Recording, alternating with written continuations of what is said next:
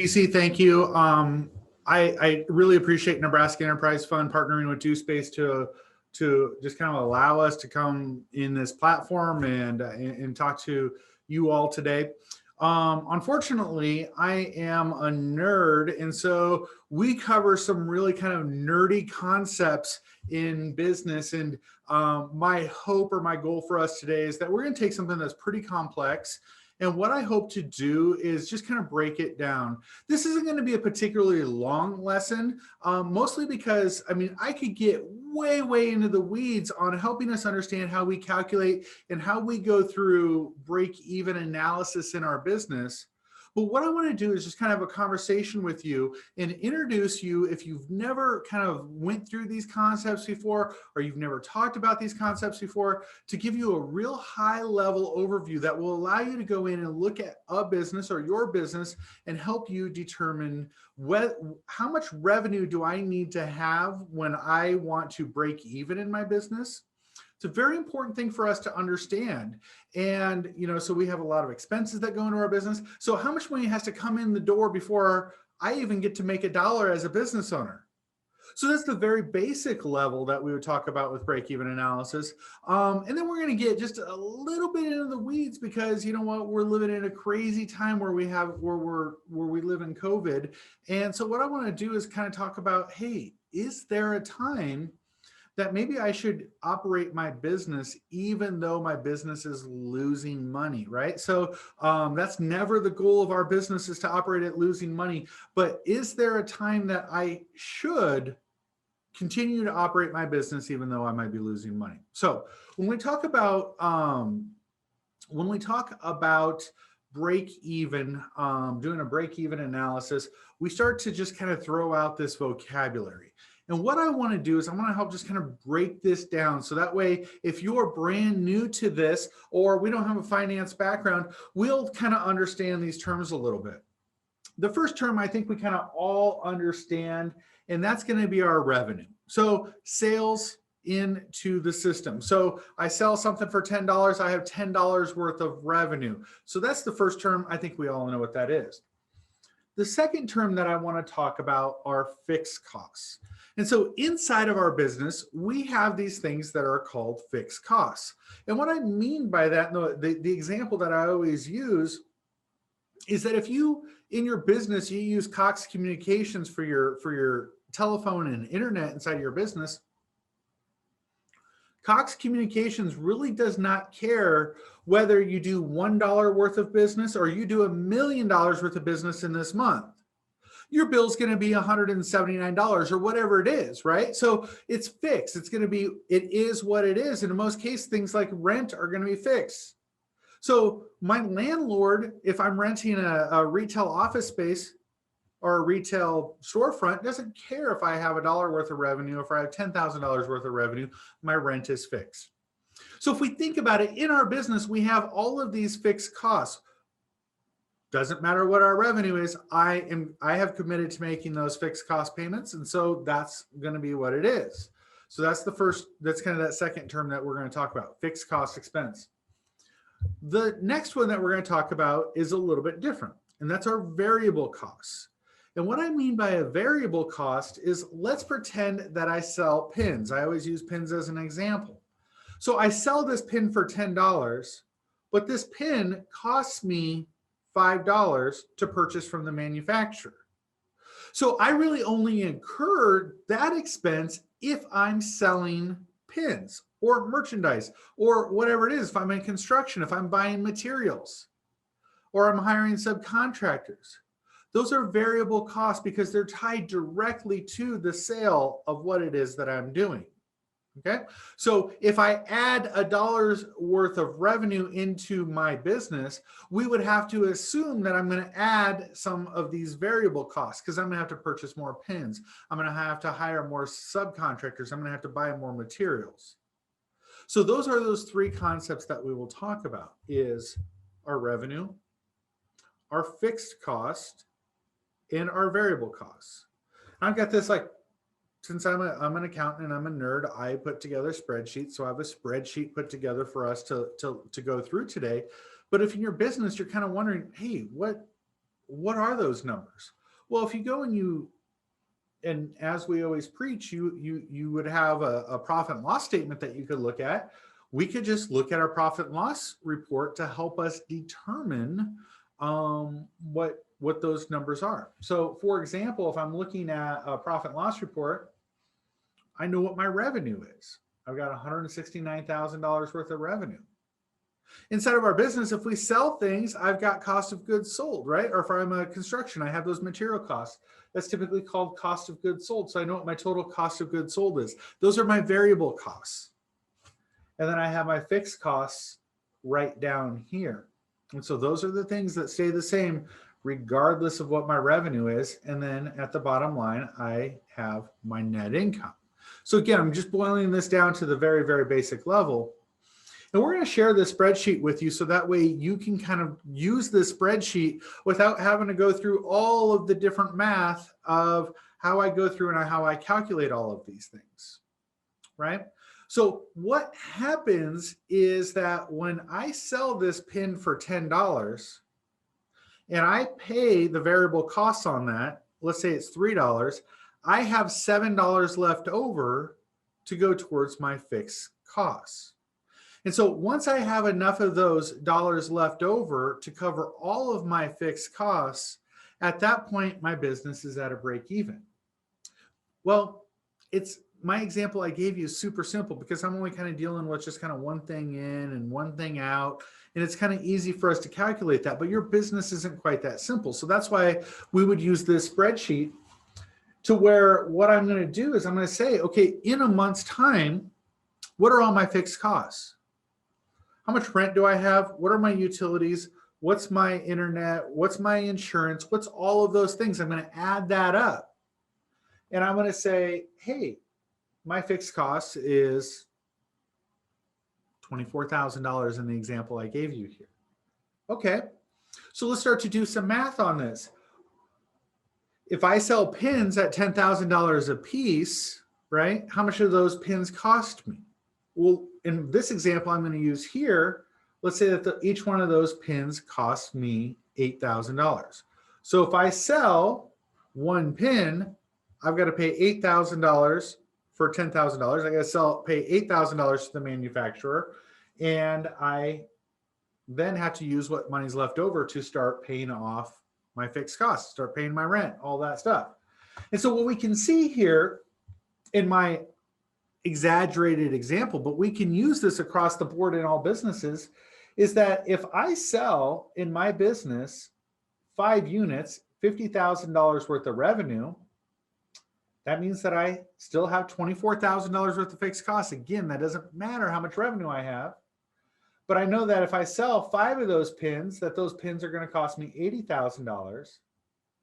So my total costs are 64. I know that my total income is 50.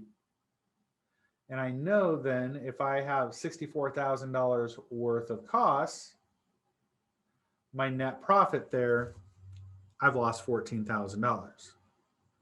So what we can do is we can just go down here and we can say, well, okay, at what point in my pin sales does my profit intersect here where my total costs equal my total income or thereabout, real close, and that's my break-even point. So I know in my overly simplified business here that each and every month I have to sell 12 pins just to break even. And I know that when I sell that 13th pin here, I'm going to make $2,000. And once I sell my 15th pin here, I'm going to make $6,000. Now, I'm going to change these numbers here just slightly. And let's pretend that my fixed costs, my rent, all that stuff is only $12,000. You can see that if I'm able to reduce those fixed costs, the obvious thing happens, right? I start to make money when I sell 6 pins. That's my break-even point. Anything over 6 pins, I'm starting to make money. And what I have over here on this graph is my income and my total costs. And so in my, if I could zoom in on this, you could see in my early pin sales here, my total costs are over my income, which is represented by this loss here. And pretty soon we intersect, just like we do here at those 6 pins, and my income and my total costs are exactly the same. But then we start to see the growth where my income is greater than my expenses. But here's what's really, really cool in your business. And I call it the making ice theory. Okay. And so what happens in the average business is that we work really, really hard to get to the break even. So for a startup or whatever it is, in my old example here, we could see I have to sell 12 units in a month.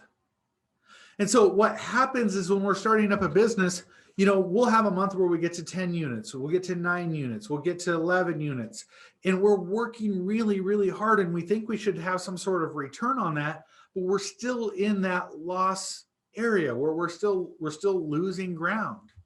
And then we finally get to the point where I sell 12 units and then I break even.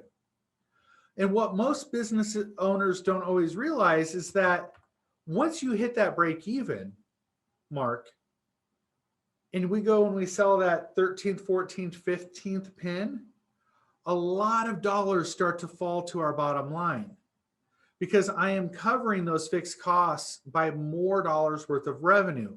And so when I say my making ice theory is that if we were to use an analogy of making money as it would be for us to make ice, what we usually find is that if we start to make ice with 80-degree water, we work really, really hard to lower that temperature of that water down to 70 degrees, down to 60 degrees, down to 50 degrees.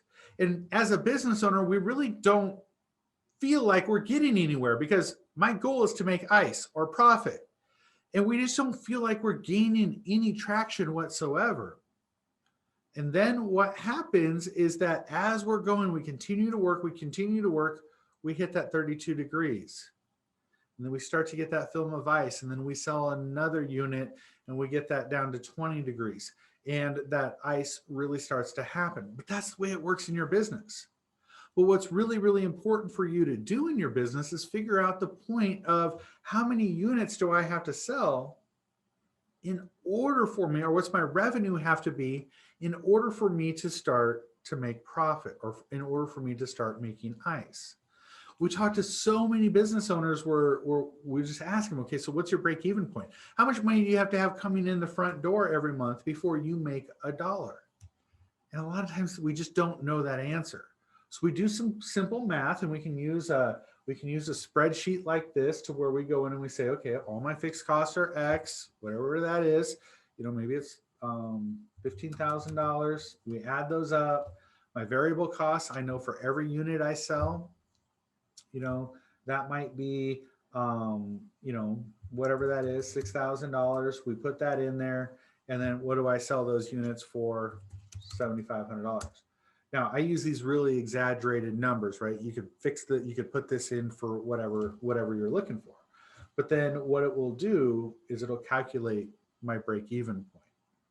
And so that way we at least know what our target is for each and every month.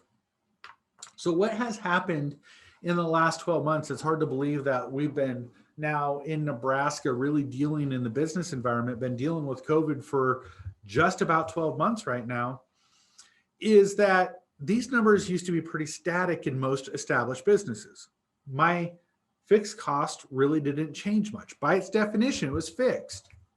And my variable costs were kind of, we knew what they were. We knew what our margins were. So we knew that if I sold $1 worth of merchandise, that merchandise cost me 40 cents or 60 cents or whatever it was in your business. But then COVID hit and our businesses got turned upside down. And so what happened when we did that, and what we saw some of the best businesses do, is they just kind of re-examined everything. And we were really focused on these fixed costs and the variable cost to see what that break-even point was. And then what we started to do in those businesses, or in times of trial, and we would do this in times if we were losing money, is, are there any fixed costs inside of my system that I can eliminate right away? And so, can I change this subscription? Can I do this? What can I do right away to eliminate fixed costs inside of my system without dramatically affecting my sales, right? Because if I get rid of $1 fixed costs and I get rid of $1 worth of sales, I'm gonna be worse. I'm gonna be worse off. So how do we look at this, and how can we lower this number? Is there any margin opportunities? Is there any way that I can make my variable cost per unit lower? So you started looking at those, because our goal was to drive that break-even point as low as we could in the time of crisis, without damaging our brand, without it affecting our customers. We just had to get really, really sharp. We hear the word all the time. We had to pivot. And even though we did that, and we saw this a lot in the restaurant, in the restaurant industry, and hindsight's always 20/20. So it's easy to look at somebody's decision and say they made the right decision, and it's easy to look at somebody's decision and say that they made the wrong decision. But what we did inside the restaurant industry is, a lot of restaurants were looking at their operations and they were saying, hey, I need to sell, pulling this across here, I need to have $75,000 worth of revenue this month in order to break even. And based upon our carry out and all the different things that we had to pivot and we had to look at, I, for example, could only get my revenue to $60,000. Okay, so we know right away that you're going to lose $3,000 a month if you continue to operate. For a lot of people, rightfully so, that scared them, and they made a decision of, hey, I'm in a place where I am going to lose money. And so what happened was, there's no winning here. I can't get my revenue to that point because I can't have in-person seating, whatever that looks like. And so we shut down our operation. And that, because we knew we were going to lose money. What we found in just a few of the cases that we looked at is they made that decision maybe a little too early in some cases. Because what they didn't realize is that even though they could only get to $60,000 worth of sales, what was happening is, yes, we knew that they were going to lose money, but what they were doing is they were actually paying $12,000 worth of those fixed costs. Might be a little confusing, right? So even though that they were losing money, they were not going to lose as much money as if they shut down. Because guess what? If we shut our business down, for the most part, I'm making generalizations here, we still had to pay our rent, we still had to pay our insurance, we still had to pay the light bill, we still had to pay all of those things that, regardless if we were open or not, we still had to pay. And we found in a lot of cases, they were losing more money being shut down than if they were operating in a period of what we call short run loss. And so what short run loss is that I am willing to operate a business in the short term, losing money, if by me doing so, I will lose less money than if I just close that business down. And there's points where if we just kind of use a spreadsheet like this and we put it through there, and if my short-term loss was acceptable to me, to where I was losing less money than I would have if I was continuing to operate, I would continue to operate. And one thing that we saw with those businesses, and I'm picking on restaurants here, one thing that we saw with restaurants when they were operating in that mindset or through that mentality, when they were able to look at that and kind of have it explained to them that yes, you're going to lose money, but it's not as bad as closing. What they were able to do is, because of their operations, and fortunately, a lot of consumers got behind restaurants like that and really supported takeout orders and so on and so forth. What happened in those businesses is that we started seeing revenue grow beyond projections, our expectations. We saw them getting sharper on their variable and their fixed costs. And many of the restaurants, and I'm trying to think of the restaurants that we work with, I would say 75% of the restaurants, and that is the exact number, 75% of the restaurants that we worked with over the last year actually had positive income. So they actually made money, even though kind of initially we thought, well, you're going to go a short period of time where you're losing money. But that's just kind of, that's doing this break-even analysis, just kind of real quick, real dirty, just understanding that when I'm working inside of my business, I have to figure out what my income is. And when I create that income, what are my variable costs? What's it cost me to sell that t-shirt? What's it cost me to sell that plate of food? And then how much gross profit does that give me? And then how far does that gross profit go to cover my overhead expenses?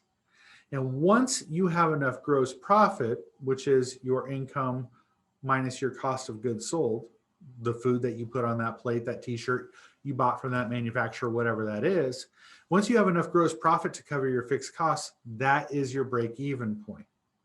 And so what we're going to do after this lesson, we're going to send you this spreadsheet where you can use this spreadsheet to help calculate your break-even point.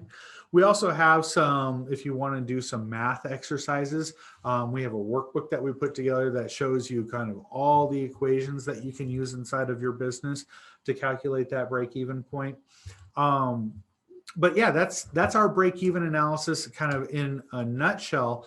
And so what I want to do is I just kind of want to open this up for conversations with anybody that's on this call, whether you want to chat in, or I think we can unmute you potentially for questions. Chat is probably the easiest, but if you have any questions about, hey, what does this look like in my business, or how could I apply this in my business, or just overall questions, I want to open this up for some questions and answers as it pertains to break-even analysis. And so I'm going to pull up the chat right over here and we'll take a look at that. Okay, so so Gail has asked a very, very good question. So what is marginal income? And so when we look at this spreadsheet, I have this marginal income. And so my example that I'm using here is very, very simplistic, but what marginal income is think of it as your gross profit. So your marginal income, I'm going to pull up a profit and loss report. See, as accountants, we get nerdy and we start to look, we start to use different terms. Marginal income is essentially what your gross profit is. It's going to be what your revenue is minus what your cost of goods sold or your variable costs are, is your marginal income. And so we use a lot of different terms for that. We could call it gross profit. We could call it marginal income. Sometimes we call it contribution margin. Those all mean the same things. What I want you to think about when we talk about marginal income in this spreadsheet are the dollars that I have to go pay for my fixed costs. Yeah. So the question is, okay, so we got Teresa, great question. What's the best way that I can use this in a salon setting? Well, in a salon setting, this actually becomes a little bit easier, right? Because although in a salon, you have some back bar product that you sell, most generally, right? So you're going to sell shampoos, you're going to do all of that. But for the most part, that's going to probably be a lower part of your income versus your service.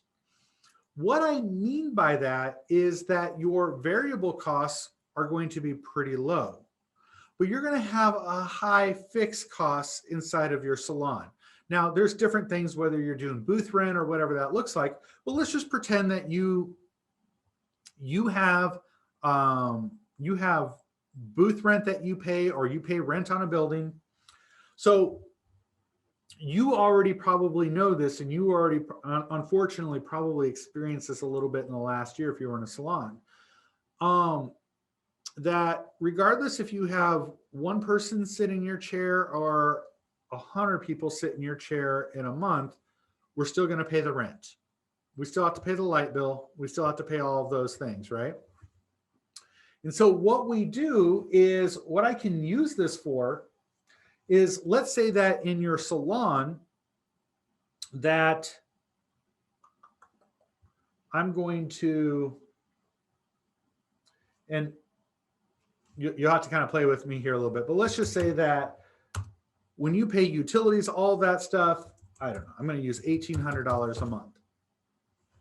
Not $18,000, $1,800 a month. Your variable costs, I'm going to kind of eliminate those here for a quick second. And then what I'm going to have here is your unit price. And so if I'm going to use this, let's say, for example, that your unit price, your average price per service, I'm going to use a high number here, but let's just say it's $150 for a service. Okay. The only reason I used 150, I know it's probably maybe lower than that, is that I haven't expanded this out for number of services. But what I could see here is that I also know that for every service that I do, I'm going to eliminate product sales here for a minute, but for every service that you provide, you have to use shampoo on your back bar. You have chemicals that you're putting in the hair. You have all of those different things that you do per service, right? And so let's say that when you add that up, it costs you, for a $150 service, maybe you can tell that I'm not experienced in this, but maybe that's where you're going to have to use some sort of chemical in the hair. You're going to do whatever. Maybe that's going to cost you $25 by the time you have all your back bar shampoo, all the supplies, so on and so forth. So what I can see here is that if I charge $150 per service, each one of those services costs you $25. And what you pay for rent on your salon and all that stuff is $1,800. What I can see here is that on my 14th service of the month, in my business, I'm losing $50. It's not till I get to my 15th service of the month that I actually make $75. So that's how we would apply that in your salon. I know that my numbers were kind of exaggerated. That's only because my numbers only go up to 15 services. So I wanted to get you to break even.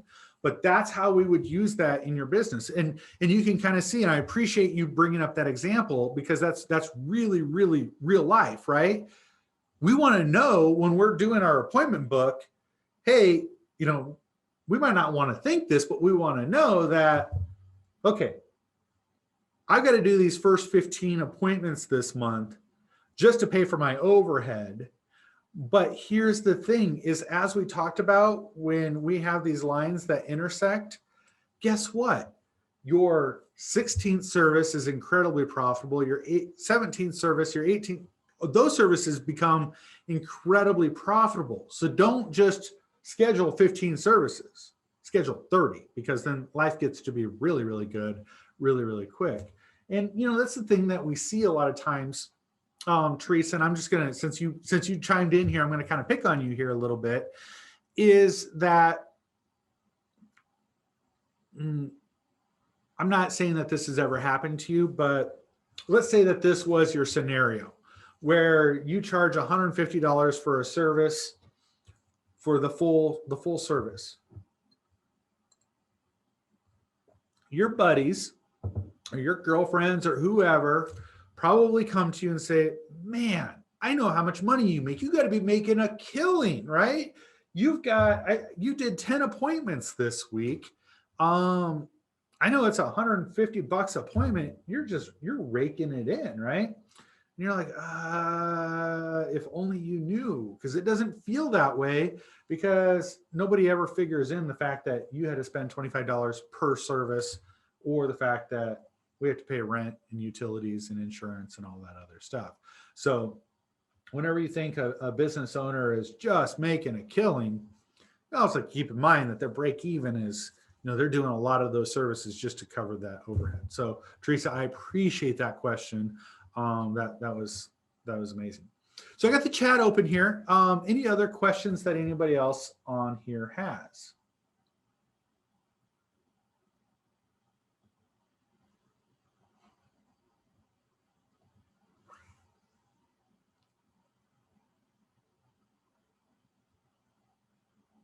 Awesome. Awesome. Well, very good. Well, I'm going to hang out here. I'm going to pause myself here. I'm going to hang out here for just a few minutes. If anybody has any questions, I'll give you a few minutes to type those into the chat. If not, look for an email that's going to be coming from you. Oh, we are having some questions here, but look for an email that's going to be coming from DoSpace with kind of this spreadsheet that you can use and manipulate there, and the workbook as well. So Gail asked a great question. Utilities. Do you I think your question is like, hey, do you average those every month? Yes. So I treat utilities as a fixed cost. Now, I know that in February, they're going to be a little bit higher than they will be potentially in September, right? So they're going to, it's going to be different. But what we typically do when we're kind of figuring out what these fixed and variable costs are is that I'm going to kind of just like you said, I'm just going to kind of take the average of those every month. I mean, we can get as technical as we would ever want to be on this. And I think you're kind of already sensing this, Gail. But the thing about it is that I'm more concerned with you just kind of getting that overall figure of what this looks like in your business, rather than diving down into the weeds. What we usually find is like, if I'm going to try doing this for just kind of get every variable out of there, we're probably just not going to go through the exercise. So I'd rather you go through the exercise and just realize that, hey, you know what, I got to do 15 services. And if 1 month my utility bill's a little bit lower and I broke even at 14, and 1 month my utilities were a little bit higher and I broke even at 16, providing 16 services, you're going to see how that's going to average out throughout the year. I just kind of want you to always have that goal that, hey, if I hit 15 every month, I'm going to do all right. So Jim, you've got a great question here. Is like, I'm going to add a new product line to my business. And maybe this is a brand new business, or maybe I'm going to add a new product line to my existing business. And so Jim, you kind of you're kind of asking a complex question. But what I have to figure out, I have to ask myself, I'm going to get pretty nerdy on you, Jim.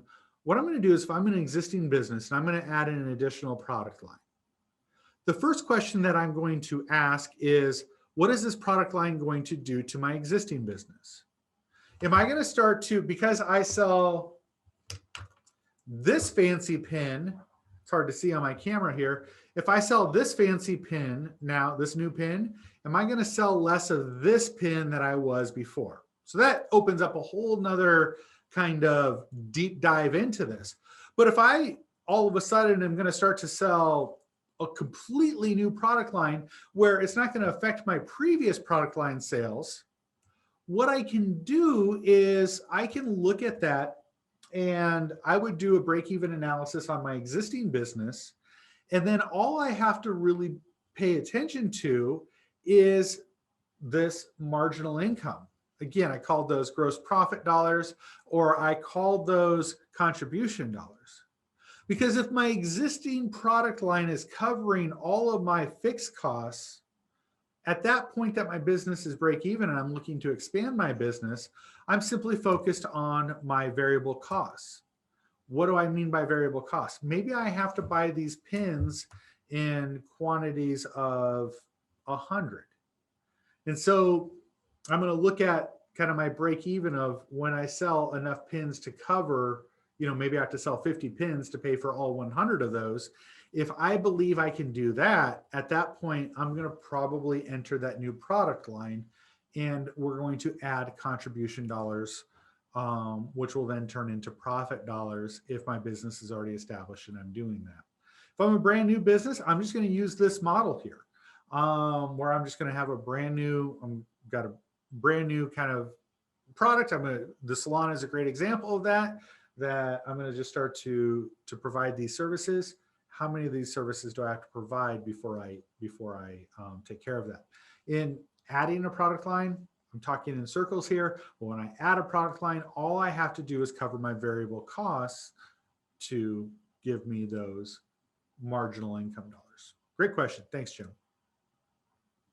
Any other questions, comments, concerns? Awesome.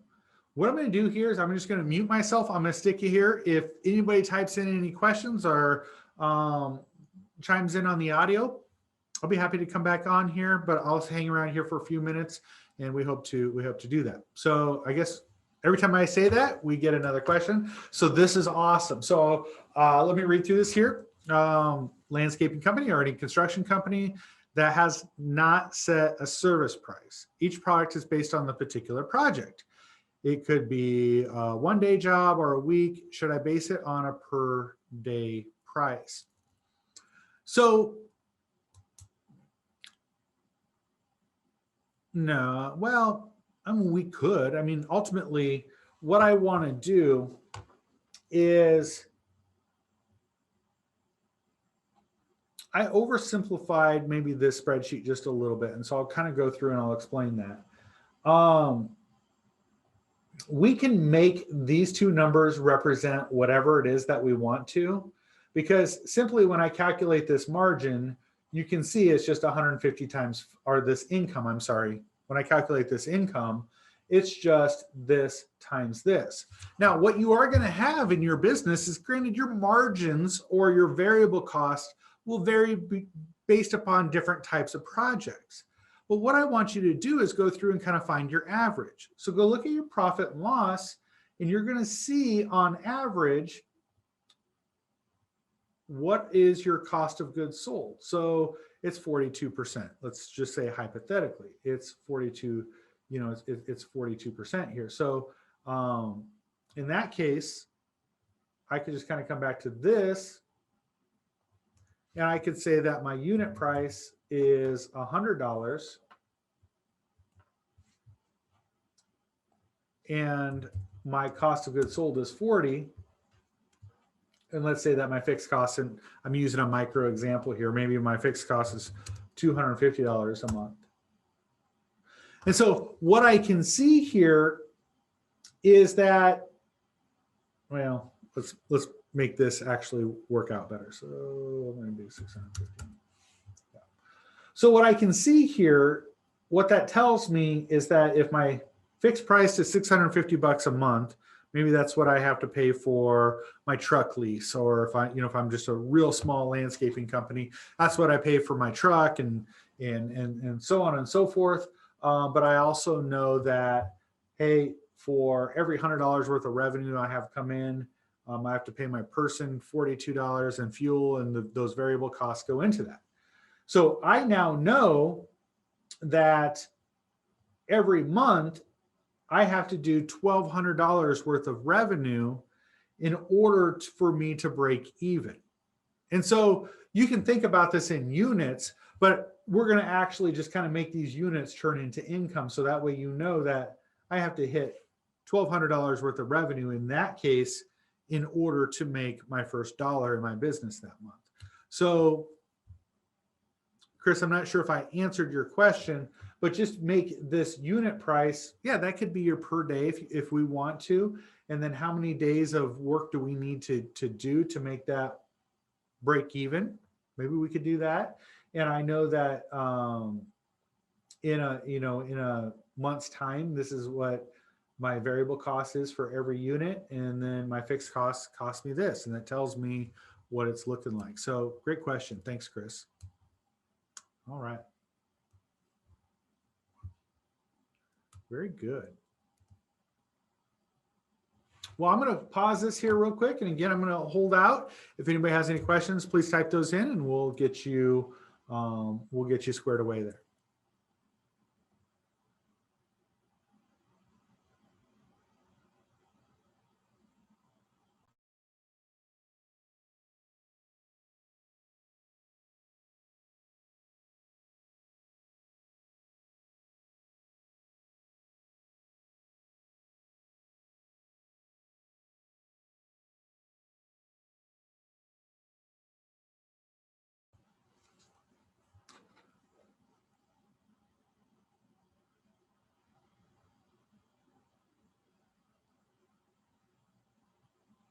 Well, awesome. I don't see anybody typing any questions there. So once again, I just appreciate DoSpace and especially Nebraska Enterprise Fund for helping us host this and helping us put this together. I do appreciate everybody who joined us today.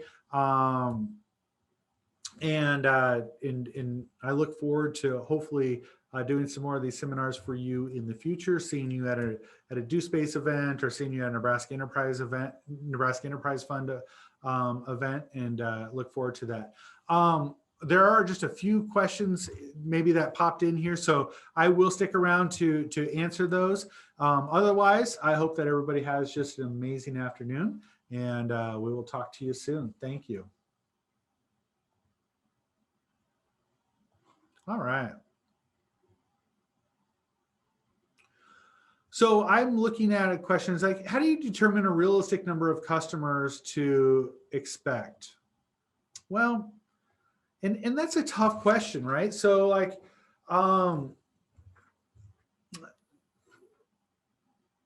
if we're a brand new company and we're just kind of starting off, that's always tough to know. But what is good to know, if I go back to that salon example that we talked about, it's good to know how many customers I need to cover my fixed costs. You know, so if I'm thinking about opening up a salon, I know it costs me $1,800 a month. I know that every service I provide, I have $25 worth of input. I think it's good to know that, hey, I need to do 15 customers this month in order to break even. And I think that what you can do in that scenario is you can look at that and say, wow, can I do 15? How do I market to get to 15, 20, 30 customers? And so, you know, in every business, it's just going to involve a little bit of market research. But I think it's important before you go into it, just to even just do that, your own gut check is this even realistic for me to be able to do that? So I appreciate that. Appreciate that question. I think that was the most non-answer I could give you, except for go through this exercise, use this spreadsheet and see how many customers it takes you, or how many sales I have to make in order to break even. And then you can just say, is that even realistic or not, to help you answer that. I did miss a question in here earlier. What's this look like for an online jewelry business? I think we may have kind of already started to talk about that a little bit, but yeah, essentially online jewelry, let's pretend that I'm working that out of my home.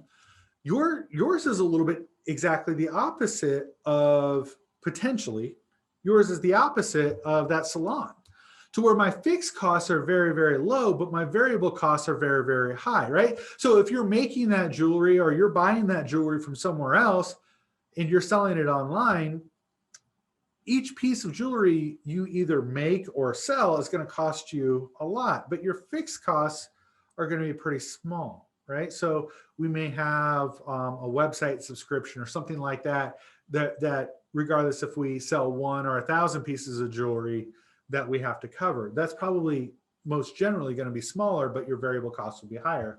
And you just work that in here, is that, hey, my average price of, you know, my fixed costs, I only have to pay 24 bucks a month for my website.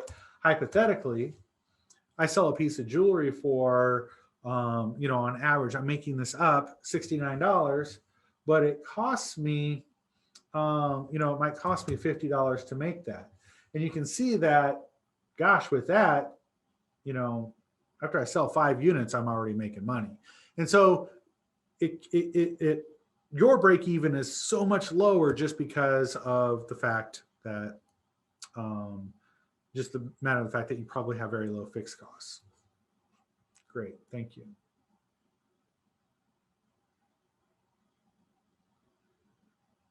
Yeah, Gail, I like that question. Yeah, I could use that in reverse. And so I'm going to just go through this question for you. Is Gail's like, I kind of want to use this model because I want to, if it's my side hustle or whatever, how many units do I have to sell in order to make $1,000 a month? Absolutely.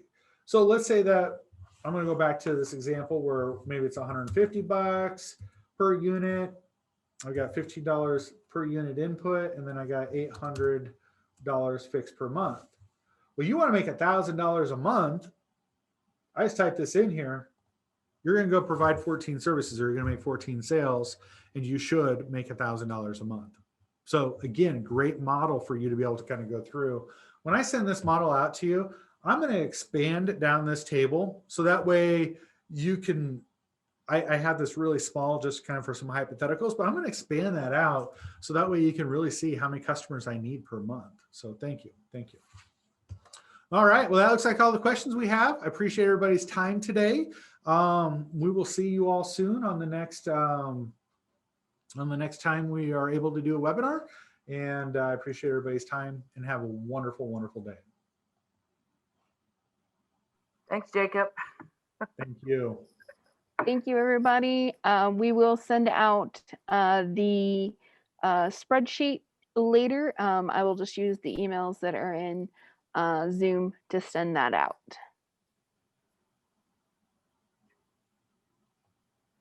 Are there any last questions?